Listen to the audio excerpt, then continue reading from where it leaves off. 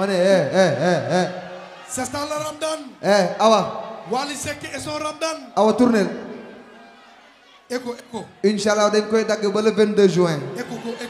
ba Milan ma ne dañ koy dagg xale yaa ngi ñëw Milan ñu ngi dem Allemagne ñu ngi dem Suède ñu ngi dem Belgique ñu ngi dem fépp xale yi mën nañ dagg bi ñëw leen ñu dem tournée dañ koy écho ba Milan inshallah ma ne ku ko daggul ma dagg ko nañ leen fekk Milan bu soobee yàlla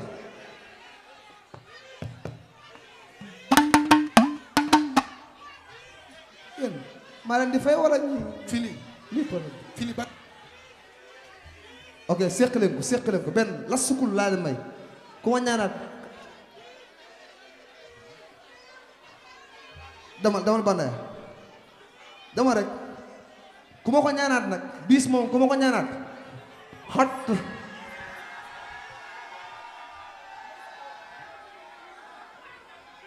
séq leen ko